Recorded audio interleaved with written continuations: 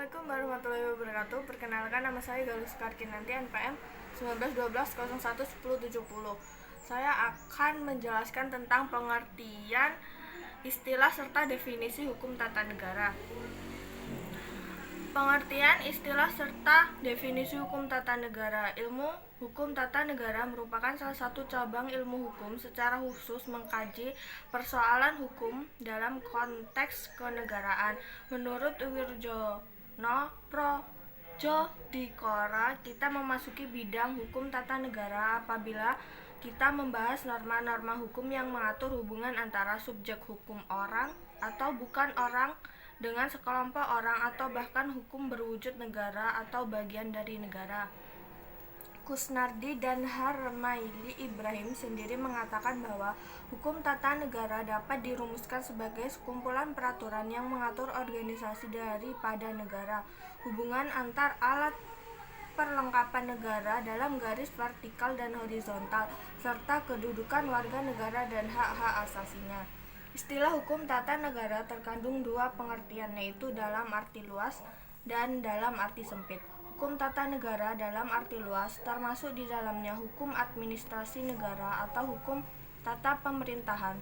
Sedangkan HTN dalam arti sempit meliputi HTN itu sendiri, yaitu hukum tata negara suatu negara tertentu yang berlaku pada waktu tertentu.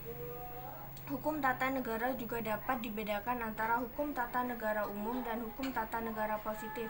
Hukum tata negara umum membahas asas-asas, prinsip-prinsip yang berlaku umum, sedangkan hukum tata negara positif hanya membahas hukum tata negara yang berlaku pada suatu tempat dan waktu tertentu sesuai dengan pengertian hukum positif. Hukum tata negara juga dapat dibedakan antara sifatnya yang statis dan dinamis. Disebut sebagai ilmu statis apabila negara yang dijadikan objek kajiannya berada dalam keadaan statis atau keadaan diam. Hukum tata negara bersifat statis inilah yang biasanya disebut sebagai hukum tata negara dalam arti sempit. Sedangkan dalam arti luas mencangkup hukum tata negara dalam arti dinamis, yaitu manakala negara sebagai objek kajian ditelaah dalam keadaan bergerak. 2. Desentralisasi, dekonsentrasi, dan W. D. Bewin. 1. Dekonsentralisasi adalah melepaskan diri dari pusat. Desentralisasi adalah tata pemerintahan yang lebih banyak memberikan kekuasaan kepada pemerintah daerah, atau desentralisasi adalah penyerahan sebagian wewenang pimpinan kepada bawahan. Sarujadajang mengatakan ada 4 bentuk desentralisasi adalah: pertama, desentralisasi menyeluruh adalah sistem pemerintahan daerah yang menyeluruh dalam hal pelayanan pemerintahan di daerah dilaksanakan oleh aparat-aparat yang mempunyai tugas bermacam-macam. Kedua, sistem kemitraan adalah beberapa jenis pelayanan dilaksanakan langsung oleh aparat pusat dari berbagai jenis yang lain dilaksanakan oleh aparat daerah. Ketiga, sistem ganda adalah pusat pelaksanaan pelayanan teknik secara langsung, demikian juga aparat di daerah. Keempat, sistem administrasi terpadu adalah aparat pusat melakukan pelayanan teknik secara langsung di bawah pengawasan seorang pejabat koordinator. 2. Dekonsentrasi adalah pelimpahan sebagian urusan dari pemerintah pusat kepada gubernur sebagai wakil pemerintah pusat, kepada instansi vertikal di wilayah tertentu, dan atau kepada gubernur dan bupati wali kota sebagai penanggung jawab urusan pemerintahan umum. Menurut Agus Salim Gajong 126 mengartikan dekonsentrasi sebagai dimensi makna yang tercipta adanya pelimpahan wewenang secara fungsional dari pejabat atasan.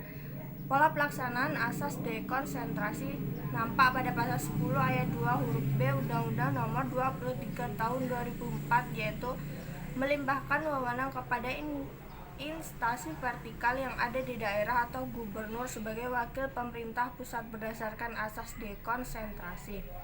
Kedudukan dekonsentrasi dalam penyelenggaraan pemerintah daerah bermanfaat secara politis. Eksistensi dekonsentrasi akan dapat mengurangi keluhan-keluhan daerah protes-protes daerah terhadap kebijakan pemerintah pusat secara ekonomis. Aparat dekonsentrasi dapat membantu pemerintah dalam merumuskan perencanaan dan pelaksanaan melalui aliran informasi yang intensif yang disampaikan dari daerah ke pusat.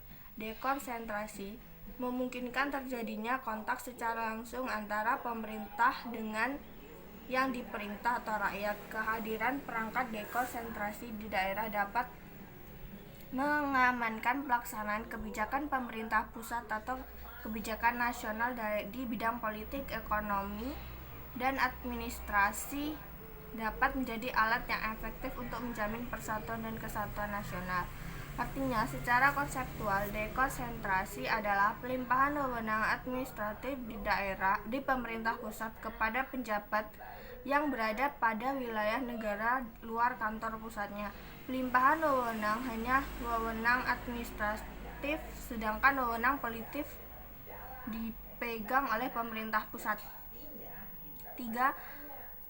WDBWin. Menurut Agus Salim Andi, WDBWin adalah tugas melaksanakan peraturan perundang-undangan yang lebih tinggi.